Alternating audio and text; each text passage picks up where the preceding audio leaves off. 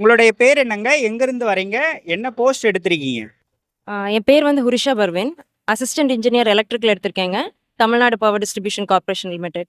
அன்புறவுகளுக்கு வணக்கம். எங்களுடைய சாரல் டாக்ஸ் யூடியூப் சேனலுக்கு இவ்வளவு நாட்கள் நீங்கள் கொடுத்த ஆதரவுக்கு மிக்க நன்றி.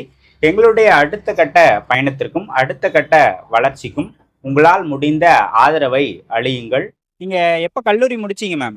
நான் 2017 பாஸ்ட் அவுட்டுங்க வித் ஓகே. மாஸ்டர்ஸ்.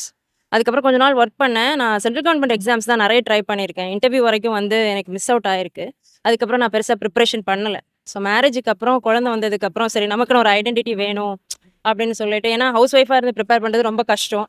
அதுவும் இல்லாமல் வந்து நம்ம எந்த கோச்சிங்குமே போகாமல் நம்ம திரும்ப டெக்னிக்கல் பேப்பர் எடுத்து படிக்கிறதுங்கிறது அது ஒரு சேலஞ்சிங்கான ஒரு விஷயம். பட் நிறைய டிஸ்டர்பன்ஸ் வந்ததுக்கு அப்புறமே வந்து எனக்கு எப்படி இருந்துச்சுன்னா, என்னோட ஐடென்டிட்டி ப்ரூவ் பண்ணும். ஏன்னா நான் பிஜிலையும் வந்து ரேங்க் ஹோல்டரு, யூஜிலையும் ரேங்க் ஹோல்டர். ஸோ எனக்குன்னு ஒரு ஐடென்டிட்டி மிஸ் ஆன மாதிரியே இருந்துச்சு. என்னோட விருப்பம் எப்படி இருந்துச்சுன்னா, என் குழந்தையோட அட்மிஷன் ஃபார்ம் ஃபில்அப் பண்ணும்போது அதில் நான் ஹோம் மேக்கர்னு போட்டுறக்கூடாது, அதில் இன்ஜினியர் அப்படிங்கிறது இருக்கணும் அப்படின்னு சொல்லிட்டு. ஸோ டிஎன்பிஎஸ்சி படிக்க ஆரம்பித்தேன். குரூப் 1 தான் ஆரம்பித்தேன். ஸோ எனக்கு இந்த டெக்னிக்கல் இருக்குங்கிறது எனக்கு லாஸ்ட் இயர் தான் தெரிஞ்சிச்சு.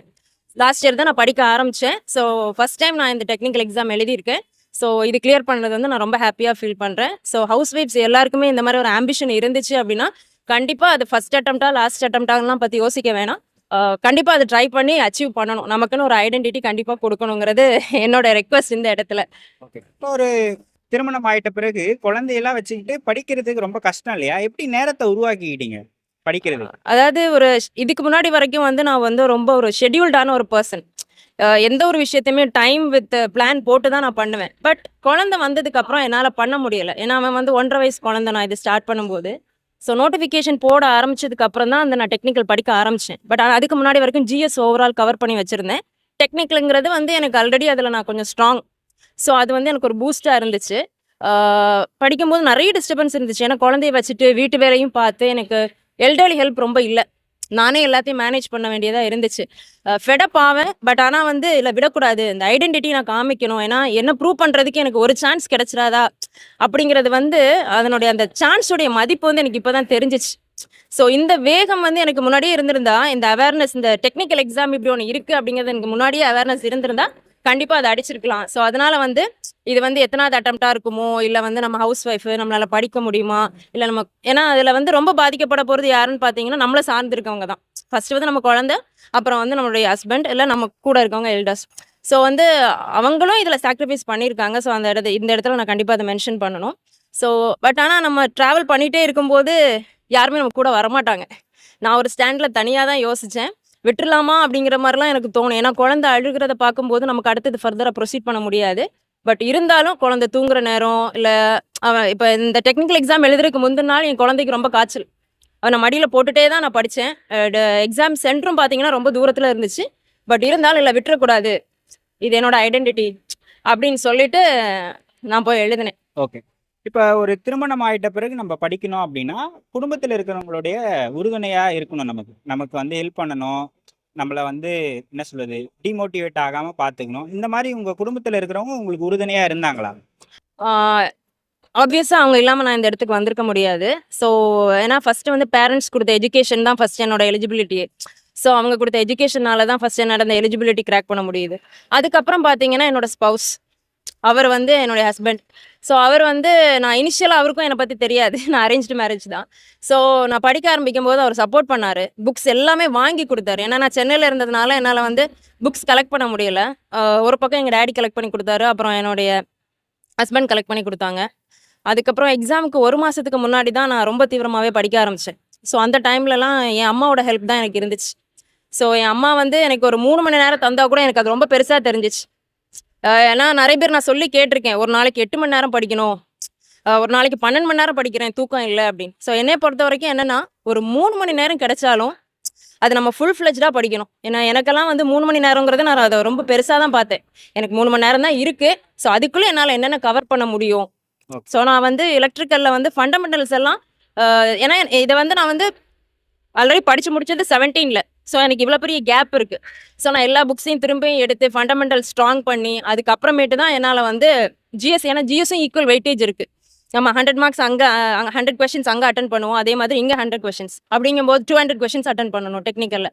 ஸோ 2க்குமே ஈக்குவல் வெயிட்டேஜ் குடுத்து தான் நான் படிச்சேன். ஓகே. இப்ப என்னுடைய அடுத்த கேள்வியும் அதான். இப்ப நீங்க 2017ல கல்லூரி முடிச்சிருக்கீங்க இல்லையா? இப்ப 25ல தான் நீங்க டெக்னிக்கல் சைடு திரும்ப போறீங்க. ஒரு 6, 7 ஆண்டுகள் கேப் விட்டாச்சுன்னா, சப்ஜெக்ட் பேர் கூட மறந்துரும் ஒரு சிலருக்கு. எனக்கெல்லாம் மறந்துரும். அப்படி இருக்கும்போது திரும்பவும் எடுத்து வச்சு நம்ம காலேஜ்ல ஒரு 40 சப்ஜெக்ட் கிட்டத்தட்ட படிச்சிருப்போம். அத ஒரு 10 யூனிட்ஸா இவங்க குடுத்துருக்காங்க. அத முதல்ல அண்டர்ஸ்டாண்ட் பண்ணிக்கிறதுக்கே கொஞ்சம் குறிப்பிட்ட கால அளவு தேவைப்படும். அத எப்படி பண்ணீங்க? ஏன்னா உங்களுக்கு கிடைக்கிற நேரமே ரொம்ப குறைவு தான். நீங்க டெக்னிக்கலும் பார்க்கணும், ஜிஎஸ் பார்க்கணும், ஆப்டி பார்க்கணும். இதெல்லாம் எப்படி மேனேஜ் பண்ணீங்க? இல்லங்க. ஆக்சுவலா வந்து எனக்கு டெக்னிக்கல் சைடுல என்ன ப்ரூவ் பண்ணணுங்கிற கான்செப்ட் வந்து எனக்கு படிக்கும்போதுலேருந்தே இருந்திருக்கு. பட் ஆனா வந்து நான் தான் எங்க வீட்ல எல்டஸ்டான டாட்டர். ஸோ எனக்கு வந்து மேரேஜும் வந்து இடையில நான் படிச்சுட்டு இருக்கும்போதே இடையில வந்துருச்சு. அப்புறம் மாஸ்டர்ஸும் நான் பண்ணியிருக்கேன். ஸோ எனக்கு எப்படி இருந்துச்சுன்னா, படிச்சது ஒரு கேப் ஆகி திரும்ப அத எடுக்கும்போது ஸ்ட்ரகிளா இருந்துச்சு. பட் நான் படிக்கும்போதே வந்து ப்ராப்ளமேட்டிக் பேப்பர்ஸ்லாம் கொஞ்சம் பேசிக் அண்டர்ஸ்டாண்டோடயே படிச்சதுனால அண்டர்ஸ்டாண்டிங் இருந்துச்சு. ஸோ திரும்ப வந்து நான் வந்து மேரேஜ் முடிச்சு வீட்டுக்கு வரும்போது எல்லாரும் பல பொருட்கள சீதனமா எடுத்துட்டு வருவாங்க. நான் வந்து என்னோட புக்ஸ் மொத்தத்தையுமே ட்ராலியில போட்டு தான் இங்க கொண்டாந்து அடுக்கி வச்சிருந்தேன். ஏன்னா என்னோட கோர் புக்ஸ் எதையுமே நான் விடல. எங்க போனாலும் என்னோட புக்ஸ் கூட இருக்கும். கோர் புக்ஸ் எப்பயுமே இருக்கும். ஸோ இந்த வாய்ப்பு எனக்கு அமைஞ்சது நான் எப்படி பார்த்தேன் அப்படின்னா, ஷார்ட் ஸ்பேன்ல அடிக்கணும். ஏன்னா ஆல்ரெடி ஜிஎஸ் ஒரு பக்கம் வச்சிருந்தேன். ஸோ அந்த கோர் வந்து எனக்கு கொஞ்சம் ஹெல்ப் பண்ணுச்சு. அந்த பேசிக் அண்டர்ஸ்டாண்டிங் வந்து எனக்கு ரொம்பவே ஹெல்ப் பண்ணுச்சு. ஆரம்பிக்கும்போது ரொம்ப கஷ்டமா இருந்துச்சு. பட் பேசிக்கா ஒரு வாட்டி ரிவைஸ் பண்ணி நெறைய கொஸ்டின் பேப்பர் அனலைஸ் பண்ணி, என்ன பேட்டர்ன்ல கேட்டிருக்காங்கங்கிறத அனலைஸ் பண்ணிட்டு, அதுக்கு தகுந்த மாதிரி நான் வந்து கோர் சைட் கான்சன்ட்ரேட் பண்ணேன். அதே மாரி ஜிஎஸும் பார்த்தீங்க அப்படின்னா, ஜிஎஸ்ஸுக்கும் வந்து நெறைய ப்ரீவியஸ் கொஸ்டின் பேப்பர் ரெஃபர் பண்ணி, இந்த மாரியெல்லாம் கேட்டிருக்காங்க அப்படிங்கிறத பார்த்து ஃபுல்லா கவர் பண்ணேன். எனக்கு ஃபர்ஸ்ட்டு வந்து அந்த சிலபஸ் கம்ப்ளீட் பண்ணாதது வந்து ஒரு பெரிய ப்ரெஷரா இருந்துச்சு. ஏன்னா எனக்கு வந்து ஒரு குறுகிய கால அளவு தான் இருந்துச்சு. எனக்கு அதுக்குள்ள கம்ப்ளீட் பண்ணணும். ப்ளஸ் குழந்தைய பார்த்துக்கணும். நெறைய எக்ஸ்ட்ரா டாஸ்க்கும் இருந்துச்சு. எனக்கு ஹெல்ப்லெஸ்ஸா நான் நெறைய இடத்துல ஃபீல் ஆயிருக்கேன். ஜர்னி ஸ்டார்ட் பண்ணும்போது எல்லாருடைய அந்த ரன்னிங் கெப்பாசிட்டி என்னோடயே வந்த மாரி இருந்துச்சு. ஒரு பாதி தூரம் வரும்போது என்ன ட்ரஸ்ட் பண்ணவங்களே என் கூட வராத மாரி ஒரு ஃபீல் இருந்துச்சு. ஸோ எனக்கு என்ன தோணுச்சுன்னா, பாதி கிணறு தாண்டிட்டோம். இதுக்கு மேல இத விடக்கூடாது.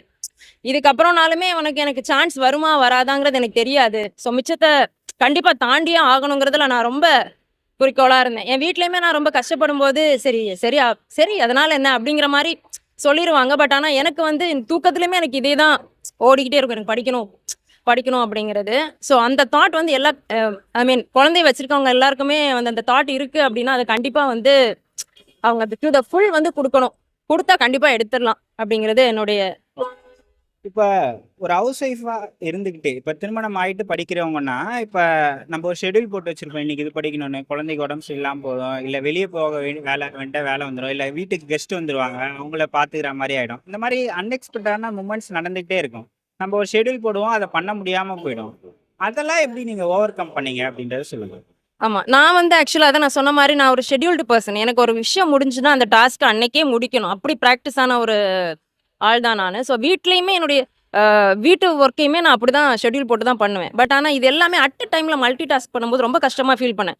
ஏன்னா இன்னைக்கு இது முடிக்கணும்னு நான் நெனச்சிருந்திருப்பேன். ஆனா நான் எதிர்பார்க்காத மாரி வேற ஏதாவது நடக்கும். பட் அப்பலாம் நான் வந்து என்ன யோசிப்பேன்னா, அடுத்த நாளைக்குள்ள இத முடிச்சிரணும். அத வந்து நான் கேரி ஓவர் பண்ணி, அத வந்து எப்படி சொல்றது? ஒரு எக்ஸ்ட்ரா லோடாவே எடுத்து ஆனா அந்த லோட அன்னைக்குள்ள முடிக்கணும்னு நினைச்சு எனக்கு எப்பெல்லாம் டைம் கிடைக்குதோ, ஈவன் என்னால புக்கு கையில எடுக்க முடியல. ஏன்னா எலக்ட்ரிக்கல் புக்ஸ்லாம் கொஞ்சம் வெயிட்டா இருக்கும்.